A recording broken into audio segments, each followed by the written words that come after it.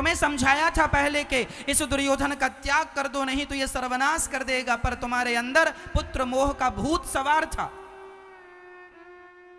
बड़ा पुत्र पुत्र करते थे, मेरा बेटा गलत है, फिर भी बेटा अरे गलत है तो उसे 2 थप्पड़ मारो, गलत है तो फिर भी। तुम तो कुत्तों की तरह रोटी भी खाने के अधिकारी नहीं हो, तुम वही धृतराष्ट्र हो ना जिसने भीम से कहा था, भीम आ मैं तुझे गले लगाना चाहता हूं, और गले लगाने के बहाने कस के दबाया था। वो तो भगवान की कृपा से लोहे का भीम, मोम का बना भीम दे दिया गया, तो उसे दबाकर उसने अपना क्रोध शांत किया और चूर चूर। ये बहुत बलवान थे धृतराष्ट्र जी, ये भीम को पकड़ के दबा देते ना तो भीम मर जाता, और दबाया भी था, पर भगवान की कृपा से भीम को बचा के भगवान ने पुतला दे दिया था। अर्थ क्या निकला? तुम वही धृतराष्ट्र हो ना जो इनको मारना चाहते, लाक्षागृह में बंद करके तुमने मारना चाहा पांडवों को। महाभारत के युद्ध में षड्यंत्र के तहत पांडवों को मारना चाहा, लेकिन पग पग पर भगवान श्री कृष्ण ने रक्षा की। जिसके रक्षक भगवान हो उन्हें क्या दुर्योधन मारेगा, क्या पितामह मारेंगे, क्या गुरु द्रोणाचार्य मारेंगे? जिनके रक्षक भगवान हो उन्हें कौन मारेगा? और सुनो धृतराष्ट्र जी, तुम कुत्ते की तरह जो रोटियां खा रहे हो ना, तुम इसी के अधिकारी हो। और तुम इसके अधिकारी क्यों बने? आदमी अपने कर्मों के कारण ही सुख या दुख पाता है। तुम्हारे कर्म ऐसे, जब कर्म ऐसे हैं तो परिणाम तो ऐसा ही होगा। पेड़ बोए बबूल का, पेड़ बोए बबूल का तो आम कहां से आए? जो बोया है वही तो काटोगे। तुमने गलत किया है पांडवों के साथ, अब भोगो सजा। तब तो बड़ा मजा आ रहा था, द्रौपदी की साड़ी खिंच रही थी, वह चिल्ला रही थी, बचा लो पितामह, बचा लो गुरु द्रोणाचार्य, बचा लो धृतराष्ट्र जी। एक बात बताऊं मेरी मां, जब धृतराष्ट्र जैसे लोग, जब पितामह भीष्म जैसे लोग चुप्पी साध कर बैठ जाते हैं, और गांधारी जैसी स्त्रियां, अच्छा गांधारी की भी अहम भूमिका है महाभारत में। कुछ मां ऐसी होती हैं गांधारी जैसी। ये गांधारी आंखों में पट्टी बांध के, पति तो अंधे थे तो तुम्हें लाठी बन जाती, तुम भी पट्टी बांध के घूम रही हो, अंधे की अंधी। अब बताओ, कोई पति अंधा हो तो उसकी पत्नी भी पट्टी बांधे, ये समझदारी है? गांधारी को पता नहीं किसने पढ़ा दिया पाठ, तुम भी पट्टी बांध लो। अच्छा, गांधारी ने पट्टी हटाई थी एक बार अपनी आंखों की, पता है आपको? गांधारी ने अपनी आंखों से एक बार पट्टी हटाई थी, बताओ किसके लिए? दुर्योधन को अमर बनाने के लिए। अब देखना जरा, गांधारी जैसी स्त्रियों की आंखों की पट्टी हटती तो है कब? दुर्योधन जैसे नालायक बेटों को बचाने के लिए। यदि यही पट्टी द्रौपदी की लाज बचाने के लिए हटी होती तो ये महाभारत ही ना खड़ा होता। पर विडंबना तो ये है कि द्रौपदी जैसी बेटियों की लाज बचाने के लिए गांधारी पट्टी नहीं हटाती, लेकिन दुष्ट दुर्योधन जैसे दुष्ट नालायक बेटों को बचाने के लिए गांधारी आंखों की पट्टी हटाती है। मेरी माँ, तुम गांधारी ना बन जाना। आज भी समाज में गांधारी जैसी माताएं पाई जाती हैं। गांधारी वही माँ होती है जो तुम्हारा बेटा गलती करने के बाद भी तुम अपने बेटे की गलती को अनसुना कर देती हो। इसका मतलब तुम्हारी भी आंखों में पट्टी बंधी है। और देखना, कहीं ये तुम्हारी पट्टी तुम्हारे सर्वनाश का कारण न बन जाए। गांधारी की आंखों की पट्टी उसके सर्वनाश का कारण बन गई, हाँ या ना? कहीं ये गलती जो इतिहास के पन्नों में हो चुकी है, कहीं वो आपके घर परिवार में दोहराई ना जाए। इसलिए प्रार्थना करता हूं मेरी माँ, गलतियां ना करना, तुम गांधारी ना बनना। तुम्हारा बेटा गलत करे 2 थप्पड़ गाल पे मारिएगा, सही रास्ता बताइएगा, सही समय पे सही ज्ञान नहीं दोगी तो बिगड़ जाएगा। उसके बिगड़ने का सबसे बड़ा श्रेय आपको जाएगा, जिम्मेदारी आपकी। क्यों बिगाड़ा? दुर्योधन बिगड़ गया 2 लोगों की गलती से, गांधारी और धृतराष्ट्र। ना मां गांधारी जैसी हो किसी की, ना बाप धृतराष्ट्र जैसा हो किसी का। मां हो कुंती जैसी मां हो। स्वावलंबी बनाया इन्होंने अपने बच्चों को, भीख मांग कर खिलाया, लेकिन पाप करना नहीं सिखाया। पाप करने से रोका होता गांधारी ने अपनी संतान को, तो आज ये दुर्दशा ना होती। संपूर्ण कौरव मारे गए, पानी देने वाला नहीं बचा गांधारी और धृतराष्ट्र को। तुम्हें गलती करने में मजा बहुत आता है, बुरे काम करने में अच्छा बहुत लगता है। जब दंड मिलता है ना तो नानी याद आ जाती है। बचोगे कब तक? क्या दुर्योधन बच सका? क्या रावण बच सका? क्या कंस बच सका कि तुम और हम बच जाएंगे? इसलिए गलत ना करना मेरी मां, गांधारी बन के ना बैठना। आंखों में पट्टी यदि आप लोगों ने लगा रखी है अज्ञान की, अहंकार की, उतार के फेंक देना। तुम्हारे बच्चे गलती करें, समझाओ उन्हें। जरूरत से ज्यादा लाड़ प्यार करोगे बिगड़ जाएंगे। बच्चे मोबाइल में क्या देखते हैं तुम क्यों नहीं चेक करती हो? बच्चे कहां जाते हैं, किनसे मिलते हैं, कैसे दोस्त हैं, कैसे लोगों के साथ उठते बैठते हैं, ये ध्यान कौन रखेगा? बच्चे पैदा करके छोड़ दिया, ये तो सूअरों का काम है, पैदा करके छोड़ दिया। मनुष्य का काम ये नहीं है। मनुष्य का काम है बच्चों को पैदा करो और उन्हें संस्कारी बनाओ। बिना संस्कार के बच्चे यदि हैं तो वह कोई बच्चे हैं। संस्कारहीन संतान तुम्हारा भी नाम डुबोएगी, खुद का नाम तो डुबाएंगे ही। इसलिए बच्चों को संस्कारी जरूर बनाइएगा, स्वावलंबी बनाइएगा, पढ़ाइए लिखाइए, योग्य बनाइए। आज पढ़ने लिखने के नाम पर बच्चे पढ़ने जाते हैं और अपना चरित्र बिगाड़ के चले जाते हैं। चरित्र की शिक्षा तो आपने दी नहीं। बस बेटा, आजकल के माँ बाप क्या सिखाते? बेटा बस कमा के खा लेना, पेट भर लेना अपना, बस पेट भूखे ना मरना। हाँ, आजकल माँ बाप यही सिखाते, पेट भर लेना बेटा, खूब पैसा कमाना, खूब पैसा। किसी का गला काटना हो काट देना, झूठ बोलना है बोल देना, किसी की गर्दन दबाना दबा देना, किसी के बच्चे को मारना हो मार देना, पर तुम भूखे ना मरना बेटा। हाँ, हम माँ बाप हैं, तुम्हारी चिंता कर रहे हैं। हाँ हाँ, तुम अपना भूखा ना मरना बस। तुम माँ बाप हो कि क्या हो?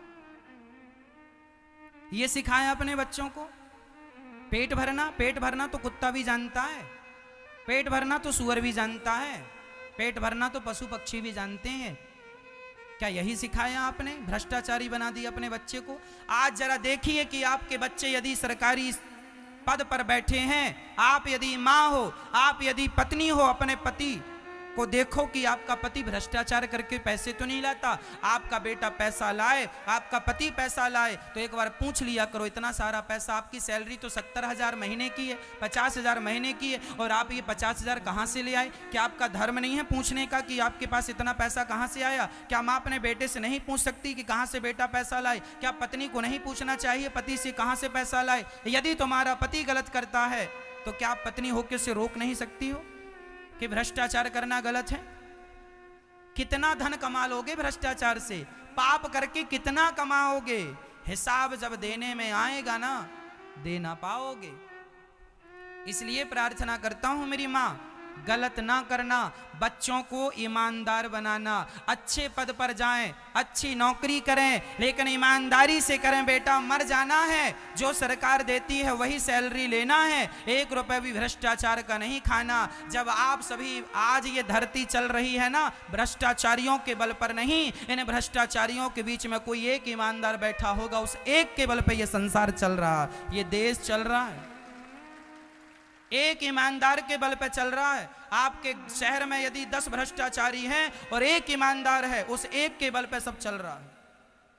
सब नालायक हो जाएंगे, सब भ्रष्टाचारी हो जाएंगे, ये पृथ्वी रसातल में चली जाएगी, घोर कलयुग आ जाएगा।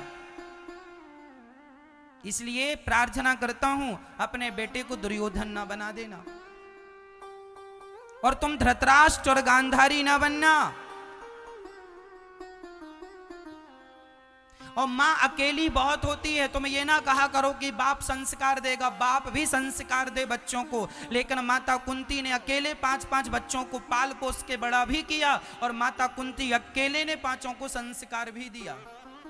यदि एक कुंती माता 5 बच्चों को संस्कारी बनाकर उन्हें धर्मराज युधिष्ठिर बना सकती है, गांडीवधारी अर्जुन बना सकती है, तो तुम अपने 1-2 बच्चों को तो पढ़ा लिखा के संस्कार दे के कुछ कुछ बना ही सकती हो ना माँ। कुंती की तरह बच्चों को परवरिश करो, कुंती की तरह पढ़ाओ लिखाओ, कुंती की तरह संस्कार दो अपने बच्चों को। 5 थे, संगठित थे शुरू से लेके आखिरी तक।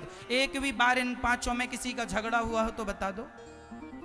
यह कुंती की परवरिश थी और यह गांधारी की परवरिश थी कि भरी सभा में किसी स्त्री की लाज लूट रहा। अब तुम देख लो कि तुम्हें कुंती बनना है कि गांधारी बनना है। गांधारी का दुर्योधन होगा और कुंती का अर्जुन होगा। अब देख लो कि अर्जुन चाहिए कि दुर्योधन चाहिए। अर्जुन उन्हीं को मिलेगा जो कुंती होंगी और धृतराष्ट्र उन्हीं को मिलेगा जो गांधारी। तुम गांधारी हो तो धृतराष्ट्र ही तुम्हारी झोली में आएगा, दुर्योधन ही तुम्हारी झोली में आएगा। अपने आप को कुंती बनाओ, माता मदालसा बनाओ, अच्छी मां बनो, अच्छा बाप बनो। पिता कैसा होना चाहिए? धन्य है वो पिता जिन्होंने अपने बच्चों को वो संस्कार दिए। दशरथ जी जैसा पिता कहां मिलेंगे। पिता ने कह दिया बेटा वनवास जाना है, एक बार राम जी ने पलट के नहीं पूछा मेरी गलती क्या है ना। माँ ने कह दिया, पिता ने कह दिया, पर्याप्त है। माँ बाप का वचन सिर आंखों पे चल पड़े, कोई पलट के उत्तर नहीं, कोई पलट के जवाब नहीं। यह धर्म है। कहां गए वो बच्चे जो माँ बाप की आज्ञा का पालन करते थे? नुकसान किसी का नहीं है मेरी माँ, नुकसान सिर्फ आपका होगा। चलो दुर्योधन नालायक था तो दुर्योधन की नालायकी की सजा मिली किसे? उन्हीं के मां बाप को तो मिली। धृतराष्ट्र गांधारी के अंत में रोने के लिए आंसू भी तो नसीब नहीं हुए। तुम गलत करोगे तो उस गलत का परिणाम तुम्हें ही पड़ोसी नहीं भोगेगा, जमाना नहीं भोगेगा, आप ही उसके अधिकारी होंगे। इसलिए बुरा ना करना, गलत ना करना।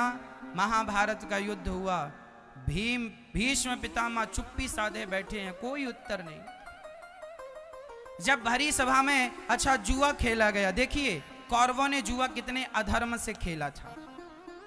जुआ खेल का एक नियम होता है कि जो जुआ खेलता है वही पांसे फेंकता है, लेकिन पहला अधर्म यह था कि जुआ खेल रहा था दुर्योधन और पांसे फेंक रहे थे मामा शकुनी।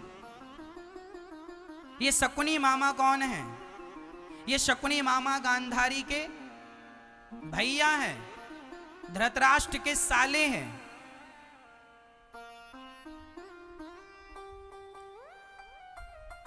हम आपको बता दें मेरी मां, कभी भी दूसरों पर विश्वास ना किया करो, अपनों पर विश्वास करना सीखो। शकुनी आज वर्तमान में जो अफगानिस्तान है जहां तालिबानियों ने कब्जा किया, अफगानिस्तान के राजा थे मामा शकुनी। भारत तब पहले अफगान तक था, तिब्बत तक था, तब बंटवारा नहीं हुआ था। सनातन धर्म में, हिंदू धर्म में भगवान कितने हैं आप लोगों को कितना पता है? बताओ कितने भगवान हमारे यहां? जोर से बोलो कितने? 33 करोड़। कौन बोल रहा?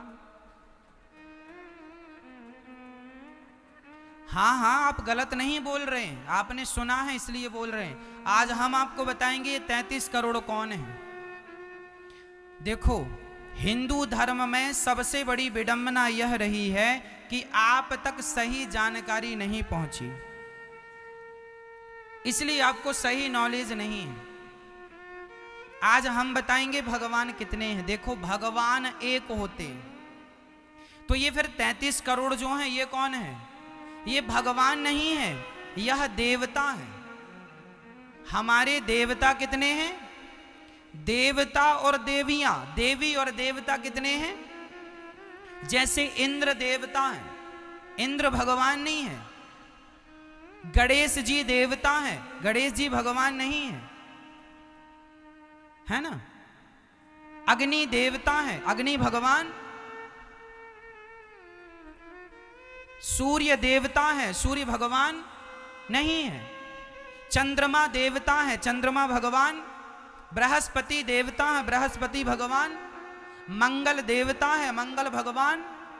हाँ, तो जो 33 करोड़ हैं, यह 33 करोड़ हमारे सनातन धर्म के देवता हैं, देवी और देवता है ना। अब आते हैं भगवान पर। भगवान कितने हैं? देवी देवता तो 33 करोड़ हैं, बाकी भगवान एक ही है। भगवान एक कौन? वह एक का नाम बता दो आप। एक कौन? वह एक है नारायण।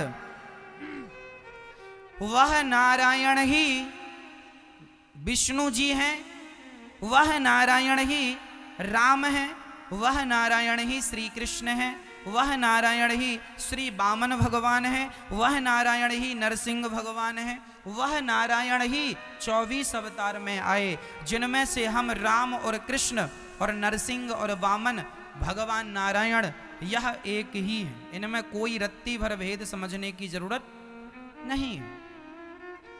यही नारायण जी जगन्नाथ भगवान के रूप में बैठे हैं, यही नारायण श्री कृष्ण वृंदावन में बिहारी जी राधा रमण जी के रूप में बैठे हैं, यही नारायण तिरुपति बालाजी रंगनाथ भगवान के रूप में बैठे हैं। यही है, इनके अतिरिक्त कुछ नहीं है। तो भगवान कितने हैं मेरी माँ? एको ब्रह्म द्वितीयो नास्ति। ईश्वर एक है, उस एक का नाम क्या है? भगवान नारायण। वह नारायण ही विष्णु है। भगवान नारायण ने 3 शक्तियां प्रकट की, ब्रह्मा विष्णु महेश। क्यों? काम के लिए। 3 काम। एक, ब्रह्मा जी सृष्टि उत्पन्न करेंगे, विष्णु जी पालन करेंगे और शिव जी संहार करेंगे। हेड पावर भगवान नारायण के पास है। यह तीनों काम करते हैं। बिना 3 के काम भी तो नहीं होता। आपके एसी में जब आप प्लग लगाते हैं तो उस प्लग में कितने होते हैं? वो 3। ये 3 वही ब्रह्मा विष्णु महेश। बिना 3 के तो तुम्हारा मोबाइल भी चार्ज नहीं होता, बिना 3 के तो एसी भी नहीं चलती, कूलर भी नहीं चलता। 3 मैन पावर। ऊपर जो मोटा सा रहता ना एसी में, वह भगवान विष्णु है। इस तरफ वाले ब्रह्मा जी, इस तरफ वाले शंकर जी। 3 यही है। इन तीनों का हेड पावर कौन? भगवान नारायण।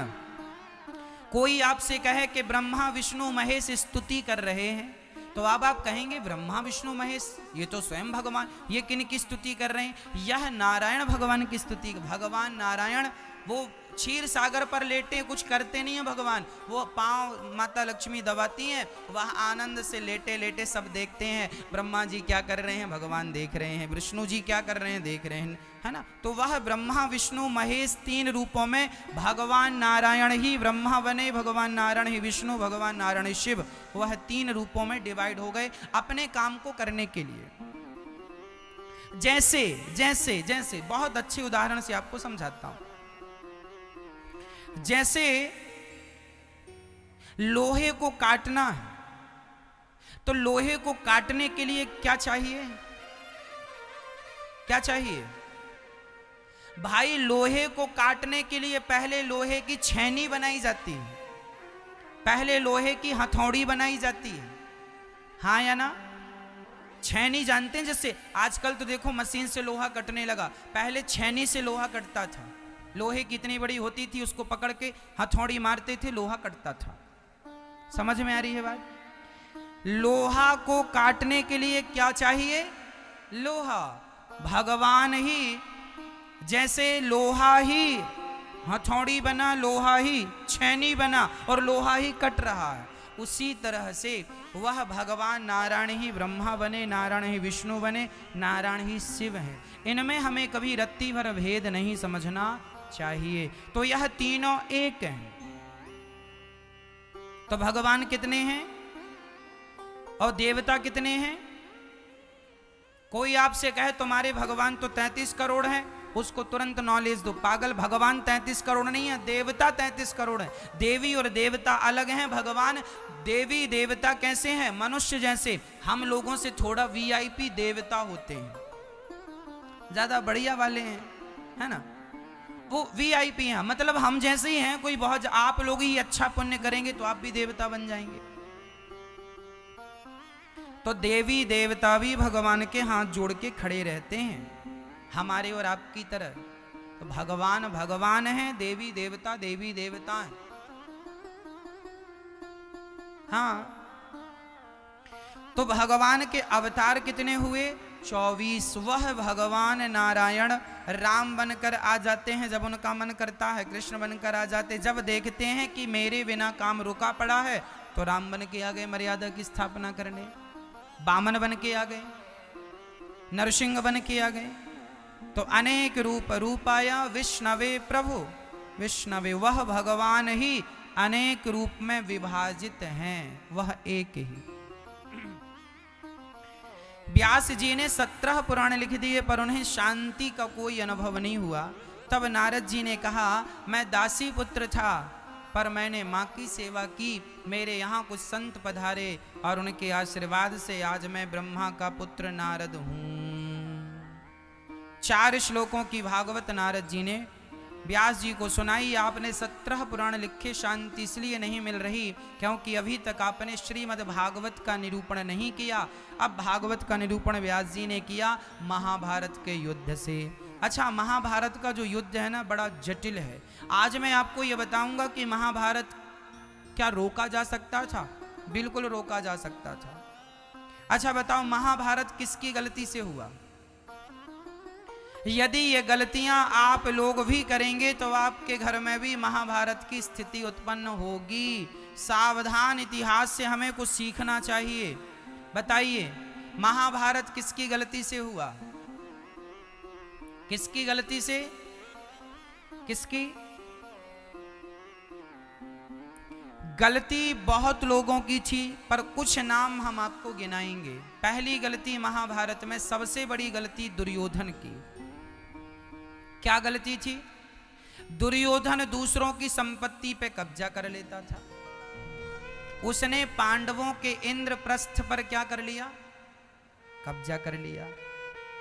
जब आप दूसरे की संपत्ति पर कब्जा करेंगे तो आप ये ना सोचिएगा कि आपकी जय जयकार होगी, आपका सर्वनाश होगा। करिए तो सही। कौरवों ने कब्जा किया, पांडवों के इंद्रप्रस्थ को अपना लिया। कहा गया कि 12 साल वनवास पांडव जाएंगे और 1 वर्ष का अज्ञातवास पूरा करके आएंगे तो हम उनका राज्य उन्हें वापस कर देंगे। लेकिन विडंबना यह थी कि जब पांडव लौट कर आए तो उन्हें उनका राज्य नहीं दिया गया, बल्कि उनसे कहा गया महाभारत करके ले लो, युद्ध करके ले लो, जीत सको तो जीत लो। अच्छा मैया जी, यदि दुर्योधन जिद ना करता तो क्या महाभारत होता? पहली शिक्षा हमें यह मिल रही है कि हमें जरूरत से ज्यादा लालची नहीं। इसके लिए कहावत है, मक्खी गुड़ में गड़ी रहे। मक्खी गुड़ में जाकर बैठती है। मना किया था गुड़ में ना बैठा कर, बैठ गई और गुड़ जरा बरसात के समय गीला हो गया और मक्खी बैठ गई और जरा से पंख में गुड़ लग गया, चिपक गई, पंख हिला डुला रही है, फंस गई।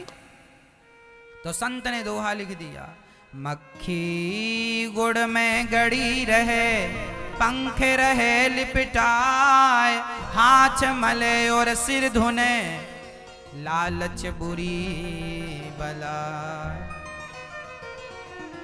जबरदस्ती गुड़ खाने गई।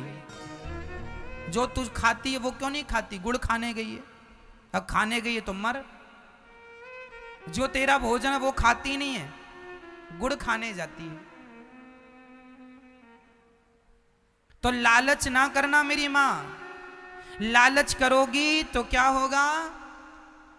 वही जो दुर्योधन का हुआ। महाभारत का युद्ध दुर्योधन की गलती से हुआ। लालच नहीं करना चाहिए जरूरत से ज्यादा। जो विधाता दे दें उसमें प्रसन्न रहना चाहिए। ईश्वर यदि सुख दें तो भी खुश, थोड़ा सा जीवन में दुख आवे तो भी खुश, थोड़ी अमीरी आ जाए तो भी खुश, थोड़ा गरीबी आ जाए तो भी खुश। भगवान जैसे रखें राम जी रहना चाहिए। और सीताराम सीताराम भगवान फूलों में रखें तो फूलों में रहो और कांटों में रखें तो ऐसे रखें, हम वैसे रहें। और आप लोग ना जबरदस्ती अपनी मर्जी चलाते हैं। कर्म तो हमें करना चाहिए, पर हमें मर्जी अपनी नहीं रखनी चाहिए। हम मेहनत पूरा करें, कर्मण्येवाधिकारस्ते, कर्म पूरा करें, बाकी टेंशन ना लें, चिंता ना करें, जो भगवान करेंगे। हम मेहनत करें, यदि पास हो गए तो खुश रहना है, और फेल हो गए समझ लो इसमें ईश्वर की मर्जी है।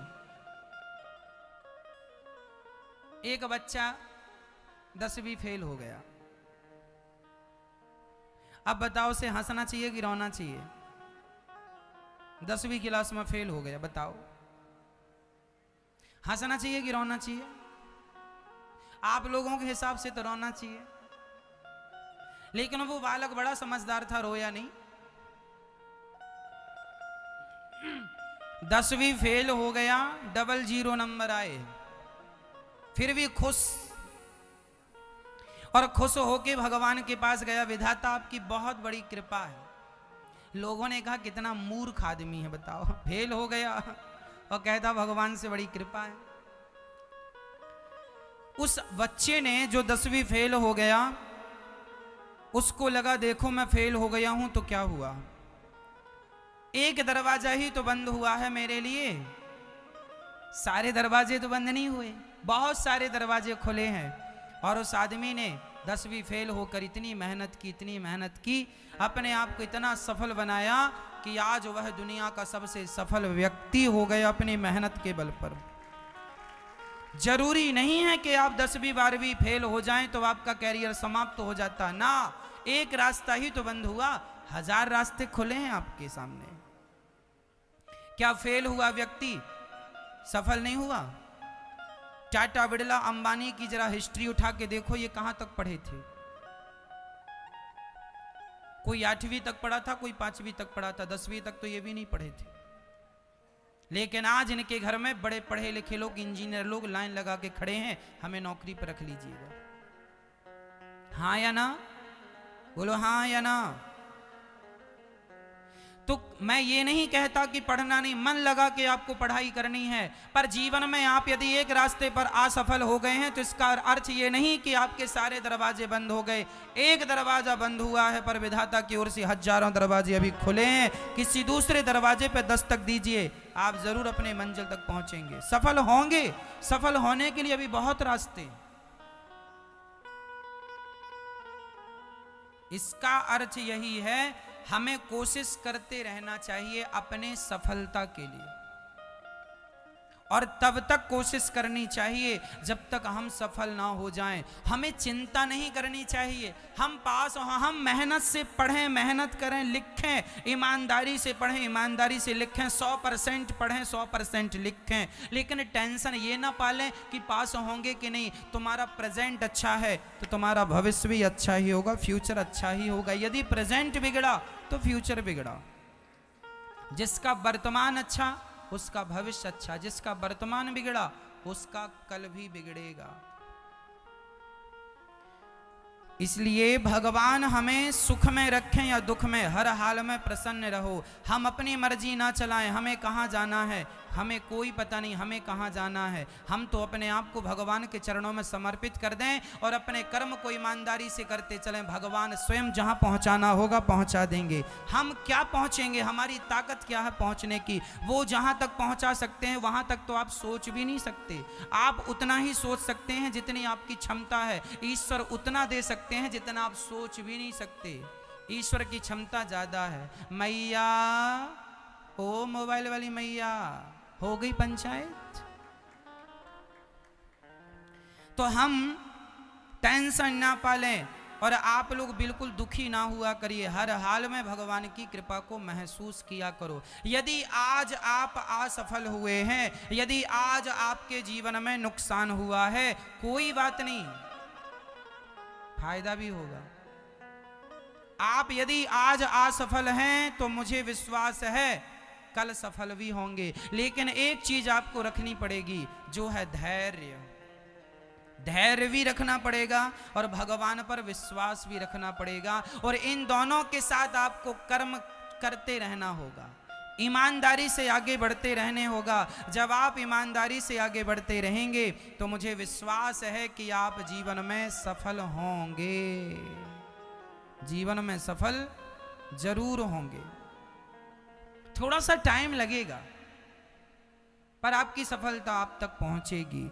तो भारत का बंटवारा, अफगानिस्तान बटा, ये पहले भारत का हिस्सा था, उसके बाद पाकिस्तान भी भारत का हिस्सा था, तिब्बत से आगे तक भारत की बॉर्डर थी।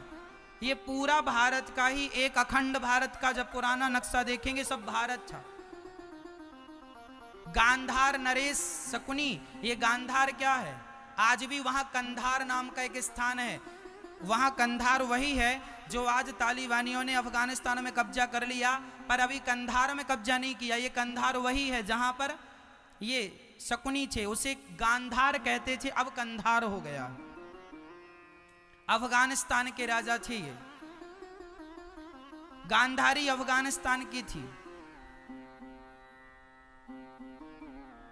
शकुनी मामा से सलाह लिए पांसा फेंकने की। ये पांसा जो थे ना, ये शकुनी के पिता जब मरे तो शकुनी के पिता ने, अच्छा बात ऐसी है कि शकुनी के पिता जो पितामह भीष्म थे, यह अफगानिस्तान गए और इन्होंने गांधार जाकर के इन्होंने गांधारी से कहा चलो विवाह करो धृतराष्ट्र से। तो गांधारी तो तैयार हो गई, पर जो गांधारी के पिता गांधार नरेश थे, उन्हें बड़ा बुरा लगा कि पितामह भीष्म ने जबरदस्ती मेरी बेटी के कंधे पर अंधा पति डाल दिया। बहुत घुट घुट के मरने लगे। और यह जो भाई था ना, यह शकुनी, ये भी बड़ा अंदर से जलने लगा, मैं पितामह का नाश करूंगा, मैं पूरा नाश कर दूंगा हस्तिनापुर का। जब इसके पिता, शकुनी के पिता मरने लगे तो इन्होंने कहा बेटा जब मैं मर जाऊं तो मेरी हड्डियों की तुम पांसे बनाना, और उन पांसों को जब अवसर मिले तो खेलना। और मेरी बेटी के साथ इन्होंने गलत किया है, जबरदस्ती अंधे से विवाह कराया है, तुम बदला जरूर लेना। तो ये जो शकुनी था यह बदला लेने आया, यह बदला लेने आया। इसके हाथ में जो पांसे थे इसके बाप की हड्डियों के पांसे थे, जैसे डालता था इसके पक्ष में जवाब आता था। महाभारत के युद्ध में सब कुछ हार गए पांडव, सब हार गए। अंत में एक दाव और बचा, क्या? अपने आप को भी दाव पर लगा दिया, पांचों पांडव दाव पे लग गए, धर्मराज युधिष्ठिर ने अपने आप को दाव पे लगा दिया, सब खत्म। जबकि ये इंद्रप्रस्थ के राजा थे, बहुत बड़ा राज्य था इनका, बंटवारे में मिला था। हस्तिनापुर और इंद्रप्रस्थ ये अलग अलग थे, अलग अलग था, दोनों को आनंद से रहते थे। सब हार गए, शकुनी ने आग लगा दी। अरे दुर्योधन, अभी इसकी पत्नी है पांचाली, बुला उसे। शकुनी के कहने पर कह दिया दुर्योधन ने, युधिष्ठिर यदि आखिरी दाव लगाना चाहो तो द्रौपदी को लगा दो, हम सारा राज्य तुम्हें वापस कर देंगे, यदि ये दाव जीत गए तो। ठीक है, दाव लगाया और द्रौपदी का दाव हार गए। उस समय द्रौपदी मासिक धर्म में थी, उसने ऋतु स्नान नहीं किया था। गया केस पकड़ कर लाने, चल द्रौपदी से कहा चलो तुम जुए में हार गई हो। मना कर दिया, मैंने अभी ऋतु स्नान नहीं किया, मैं मासिक धर्म में हूं, अभी मेरा घर से बाहर निकलना ठीक नहीं है। बड़े घर की स्त्रियां इस समय बाहर नहीं जाती, हमें यहां रहने दो घर में। दुशासन नहीं माना और द्रौपदी के केस पकड़ लिया, घसीट कर लाया। जरा विचार करो कि एक महिला को, उस महिला को जो वहां की महारानी थी, पांडवों की पत्नी थी, घसीट कर लाया गया, लाकर दरबार पे खड़ा किया गया। दुर्योधन ने कहा दुशासन उतार दो इसके कपड़े। दुशासन ने साड़ी पकड़ ली। उस समय द्रौपदी के शरीर में एक ही वस्त्र था। साड़ी खींचने लगा दुशासन। दुर्योधन कहता है आ मेरी जंघा में आकर बैठ जा। तो कर्ण ने कह दिया, अरे ये कोई पत्नी है? इसके तो 5-5 पति हैं। यदि तेरे 5 पति हैं तो छठवा हमें बना ले। ये कहा था कर्ण ने। सुनते जाना, शब्दों का भी हिसाब होगा। अभी सुनना, मैं भी इनका हिसाब किताब करूंगा आपसे। दुर्योधन ने कहा, आ मेरी जंघा में बैठ जा। कर्ण ने कहा कि तुम 5 पतियों की पत्नी हो, हमें भी बना लो। छठवा 5 हैं, जैसे 5 वैसे ही 6। हो गई बातें। अब दुशासन साड़ी पकड़ के खींच रहा, उतार रहा। द्रौपदी ने आवाज लगाई, अर्जुन उठो। अच्छा, द्रौपदी को अहंकार कुछ ज्यादा था। किसका? अपने गांडीवधारी पति का। उठो और मेरी रक्षा करो। अर्जुन उठो। नहीं उठे, सिर नीचे। भीम मेरी रक्षा करो। सिर नीचे कर लिया। सब ने सिर नीचे कर लिया। तब गुरु द्रोणाचार्य बचाइए, पितामह भीष्म, कोई नहीं आया। द्रौपदी ने जो अहंकार था, इसलिए कहता हूं मेरी मां, भगवान के आने में देर नहीं थी, द्रौपदी के बुलाने में देर थी। द्रौपदी ने पहले विश्वास करके भगवान को नहीं पुकारा, पहले अर्जुन को, पितामह भीष्म को, भीम को बुलाया। भगवान ने कहा, अच्छा उनको बुला रही है, मैं खड़ा हूं, बुला ले। जब कोई नहीं आया, तब द्रौपदी ने कहा, कहाँ जा छिपे हो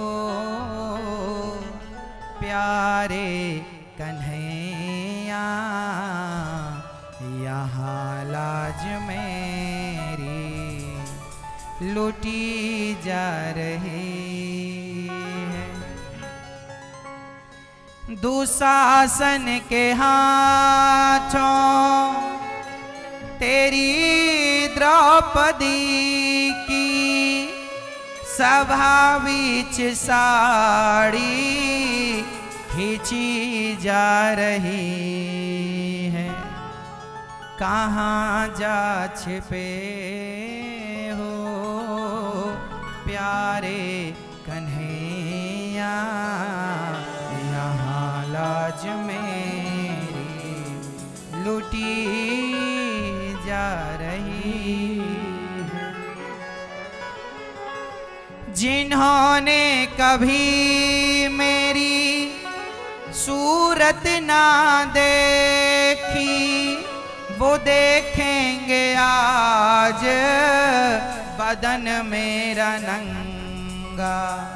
जुआ में पति जी मेरे, हे श्याम सुंदर, जिन्होंने मेरी शकल ना देखी, आज साड़ी उतर जाएगी तो मेरा निर्वस्त्र शरीर लोग देखेंगे, हंसेंगे। जुआ में पति जी मेरे हारे है बाजी, महलों की रानी लूटी जा रही है। गुरु द्रोण बोलो, पितामह बोलो, तुमसे तुम्हारी ये बहू पूछती है। 5 पति आज बैठे सभा में, महलों की रानी लूटी जा रही है। जब कोई नहीं आया, दोनों हाथ उठा दिए द्रौपदी ने। जब पुकारा तो भगवान आए। जब विश्वास होता है ना भक्त का, तो भगवान उस विश्वास की रक्षा करते हैं और उस विश्वास को टूटने नहीं देते। भगवान भक्त के विश्वास की क्या करते हैं मेरी मां? रक्षा करते हैं। अच्छा आप बताओ, द्रौपदी को आने में देर थी या द्रौपदी को भगवान के आने में देर थी या द्रौपदी के बुलाने में देर थी? हमारे भी बुलाने में देर है, उनके आने में देर नहीं। जब तक द्रौपदी ने दुनिया के लोगों को बुलाया, पति को, पितामह को भगवान नहीं आए, बुला लो तब आए जब कोई सहारा नहीं। सुनेरी मैंने निर्बल केवल राम, जब कोई बल नहीं रह जाता जीव के पास, तब भगवान ही भक्त का बल बन करके आ जाते हैं। इसलिए निर्बल होएंगे तब भगवान का प्राकट्य होगा। चलिए अब देखते हैं परिणाम। हमें लगता है हम बुरा करके बच जाएंगे, आओ जरा देखते हैं कैसे बचेंगे। दुर्योधन की जब मृत्यु हो रही थी, गांधारी ने उसके सारे शरीर को देखकर दृष्टि डालकर वज्र का बना दिया था, पर भगवान की चतुराई से उसकी जंघा रह गई थी। गांधारी ने दुर्योधन से कहा था, कल सवेरे सवेरे बेटा तू सारे कपड़े उतार के आ जाना, तू निर्वस्त्र होके आना, मैं तुझे जहां जहां देख लूंगी तेरा वह अंग वज्र का हो जाएगा, फिर वह सुदर्शन से भी कटेगा नहीं। मैं अपने जीवन भर की सारी शक्ति, जो पतिव्रता नारी की शक्ति होती है, सारी शक्ति मैं तुझ में लगाना चाहती हूँ, एक तो बेटा बचे कम से कम। ऐसा गांधारी माँ की इच्छा थी। अब सवेरे सवेरे दुर्योधन जाने लगा बिल्कुल नंगा होके। अब जब चला तो रास्ते में भगवान मिल गए। भगवान ने कहा, अरे दुर्योधन कहाँ ऐसे कपड़े उतार के? दुर्योधन ने कहा, हमारी माँ ने बुलाया है। अरे माँ ने बुलाया? माँ ऐसी बुलाएगी निर्वस्त्र करके? हाँ, माँ ने कहा निर्वस्त्र होके आना। अच्छा, भगवान तो बड़े चतुर, भगवान के सामने किसकी चले? भगवान ने कहा, देखो तुम छोटे थे तब तो माँ की गोद में चले जाते थे बिना कपड़ों के, ठीक था, अब तो बड़े हो गए हो, इतने समझदार हो गए, ऐसे जाओगे इन बिना कपड़ों की, क्या कहेगा? माँ ने कहा कपड़े ना पहनना, चलो एक काम करो, तुम केले के पत्ते लपेट लो। केले के पत्तों की भगवान ने टॉवेल बना दी, वो केले के पत्ते कमर में बांध दिया। अब कमर में बांधा तो जंघा भी ढक गई। माँ गांधारी ने पूछा, क्यों बेटा, शरीर में कोई कपड़ा तो नहीं है? मैं पट्टी उतार रही हूँ। ना माँ, कोई कपड़ा नहीं है। देखो जरा, गांधारी माँ को बेटे के लिए पट्टी उतार रही है। गांधारी माँ द्रौपदी की रक्षा के लिए इन्होंने पट्टी नहीं उतारी, उतारी नहीं, बेटे के लिए उतार रही हो। बेटे ने जब बेटे को देखा, माँ की दृष्टि पड़ती पूरा शरीर वज्र का हो गया। माँ ने कहा, क्यों मना किया था? कुछ ढकना मत शरीर का अंग, ये तूने केले के पत्ते की टॉवेल क्यों पहन रखी है? बोले, श्री कृष्ण ने कह दिया था। गांधारी को गुस्सा है, एक कृष्ण नहीं चाहता कि मेरा एक भी बेटा बचे। गांधारी मां ने श्राप दे दिया, कन्हैया तुम चाहते तो मेरा एक बेटा बच सकता था दुर्योधन, जाओ मैं तुम्हें श्राप देती हूं, जैसे मेरी आंखों के सामने मेरे 100 की 100 बच्चे समाप्त हो गए, तुम्हें भी श्राप देती हूं, तुम्हारी आंखों के सामने तुम्हारा सारा यदुवंश आपस में लड़के मर जाए, समाप्त हो जाए तुम्हारी आंखों के सामने। भगवान ने कहा, मां आपका श्राप सिरोधार्य है, मेरे सारे पुत्र मर जाएं कोई गम नहीं, लेकिन दुष्ट दुर्योधन जैसा दुष्ट पापी इस धरती पे एक भी नहीं रहना चाहिए। मेरे ना रहने का दुख नहीं है, इस जैसा एक भी बच गया तो ना जाने कितनी द्रौपदी की ये इज्जत लूटता रहेगा, कितनी द्रौपदियों की ये कपड़े उतारता रहेगा। इसलिए मैं आपका श्राप स्वीकार करता हूं, लेकिन फिर भी इसकी जान तो नहीं बचेगी। और युद्ध हुआ भीम भैया का, तो युद्ध का नियम होता है कि जंघा पर गदा नहीं मारते, जांघ पर गदा नहीं मारते, कमर के नीचे गदा नहीं मारते। भीम भैया ने जंघा पर जो गदाएं मारनी शुरू की, जंघा टूट गई, चिल्लाने लगा दुर्योधन, क्योंकि सारा शरीर तो वज्र का हो गया था, जांघ कमजोर रह गई थी, जांघ पर प्रहार किया। तब बलराम जी वहां आए और बलराम जी ने कहा, क्यों भीम, मैंने मना किया था ना, गदा युद्ध का नियम होता है कि जांघ के नीचे नहीं मारते, मैं तुझे मार डालूंगा, तूने युद्ध नियम तोड़ा है, गुरु की आज्ञा तोड़ी है। भगवान श्री कृष्ण बोले, वाह भैया, बलराम भैया, बलदाऊ भैया, आज आप तीर्थ यात्रा करके आ गए तो बड़ा ज्ञान देने लगे। जब भरी सभा में दुर्योधन द्रौपदी की साड़ी खिंचवा रहा था, तब कहां था आपका ज्ञान? ये वही दुर्योधन है जो कहता था मेरी जांघ पर आकर बैठ जाओ, जब पराई नारी को तुम जांघ में बिठाने का भाव रखोगे तो तुम्हारी जांघ ही तोड़ी जाएगी, यही धर्म है। आप कहते हैं जांग में गदा नहीं मारना चाहिए, ठीक है, लेकिन इसने द्रौपदी को जांग में बिठाने की बात की, तो क्या ये धर्म युक्त था, धर्म संगत बात थी? क्या ये सही था कि ये पराई स्त्री को कहे कि मेरी जंघा पे आके बैठ जाओ? क्या ये सही था?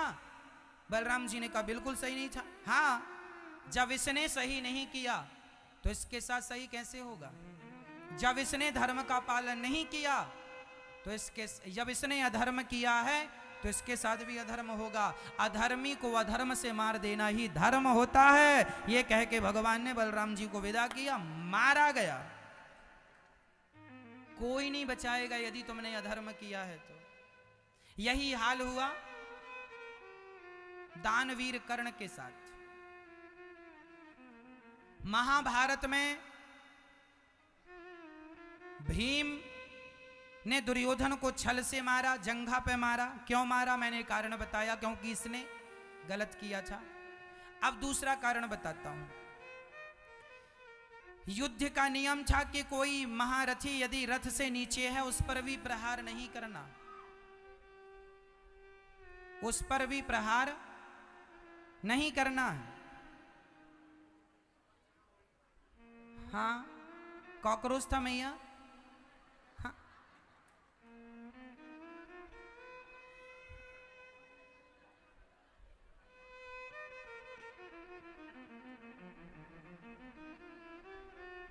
हाँ, छछूंदर थी। आपको देख के हमें झांसी की रानी की याद आ गई। आप छछूंदर से डरती और वो अंग्रेजों को भी धूल चटा देती थी। हाँ, यदि भारत की नारियां कॉकरोच से डरती रहीं तो झांसी की रानी कैसे बनोगी मेरी मां? इसलिए आपको फौलादी बनना है। दानवीर कर्ण रथ से नीचे उतर के अपना रथ जमीन से उठा रहे थे, क्योंकि आखिरी समय का रथ जमीन में धंस गया था। भगवान ने कहा अर्जुन बाण चला। अर्जुन ने कहा रथ से नीचे जो योद्धा होता है उस पर बाण नहीं चलाते। भगवान ने कहा ये वही कर्ण है कि जब मेरा भांजा तुम्हारा पुत्र रथ से नीचे था, जानते हो नाम क्या था भगवान के भांजे का? अभिमन्यु। महाभारत के युद्ध में वह 20 साल का बच्चा था, 20 साल की आयु थी उसकी, और वह रथ से नीचे था। उसके हाथ का धनुष तलवार भी चली गई, नहीं रहा। तब इन सभी योद्धाओं ने एक योद्धा से एक योद्धा युद्ध करेगा ये नियम था, पर उस एक योद्धा से 7-7, 8-8 महारथियों ने युद्ध किया। क्या ये इनका धर्म था? क्या इन्होंने ध्यान रखा था कि योद्धा नीचे हो रथ से तो उस पर प्रहार नहीं करना? जब इन्होंने धर्म का कोई आचरण नहीं किया, इन्होंने धर्म का कोई पालन नहीं किया, तो फिर इनके लिए हम क्यों धर्म का पालन करें? जब आप धर्म का पालन करेंगे तो आपके साथ भी धर्म संगत बात होगी, और आप धर्म का पालन नहीं करेंगे तो आप सामने वाले से अपेक्षा ना रखिएगा कि वो भी आपके सामने धर्मयुक्त बात करे, धर्मयुक्त व्यवहार करे ना। यदि आपने धर्म का आचरण नहीं किया तो आपके साथ भी धर्म का आचरण नहीं किया जा सकता। अधर्मी को अधर्म से मार देना ही धर्म है। मार दो, बाण चलाया, कर्ण मारे गए। क्यों मारे गए? क्योंकि उन्होंने अधर्म किया था। ये वही थे ना कि 5 पांडव तो हैं, हम 6वें हो जाएंगे द्रौपदी तो क्या बिगड़ जाएगा? ये शब्दों का हिसाब था, ये इसी शब्द की सजा थी।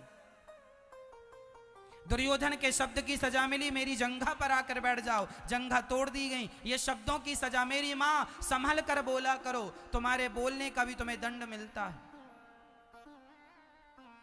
संभल कर बोला करो मेरी मां, शब्दों में बड़ी जान होती है, शब्दों में बड़ी जान होती है।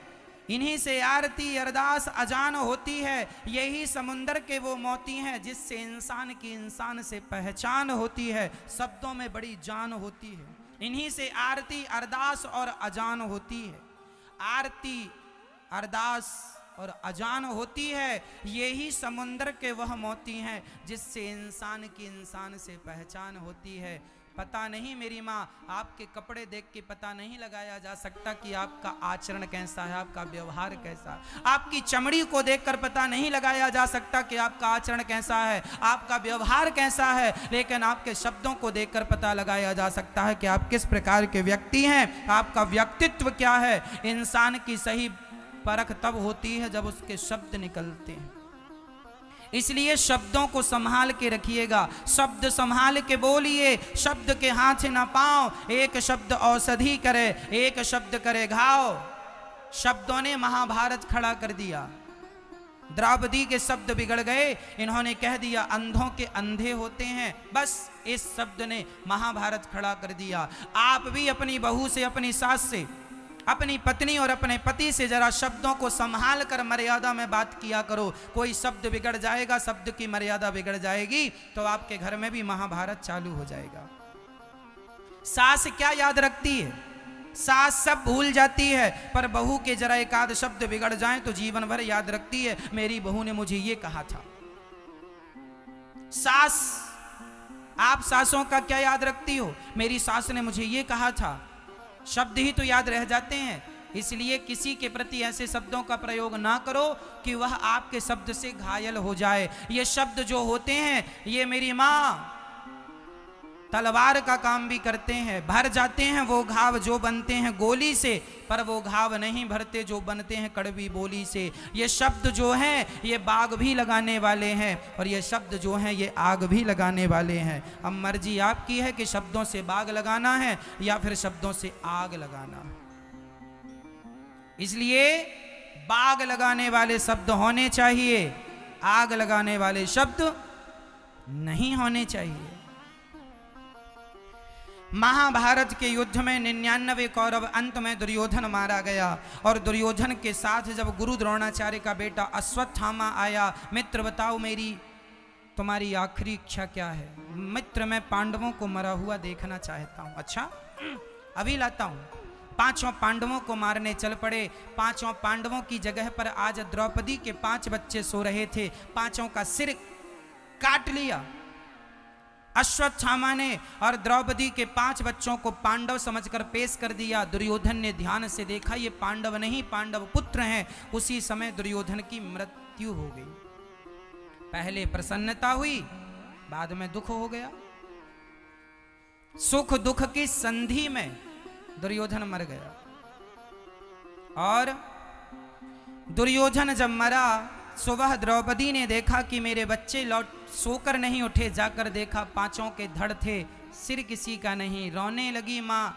अर्जुन ने कहा अभी पकड़ कर लाता हूँ। द्रौपदी के सामने अर्जुन ने अश्वत्थामा को पकड़ा। अश्वत्थामा ने ब्रह्मास्त्र चला दिया। भगवान की शरण में अर्जुन आए और अर्जुन ने कहा, कृष्ण कृष्ण महाबाहो भक्तानां भयंकरा त्वमेको दह्यमानानामपवर्गोऽसि संस्रते।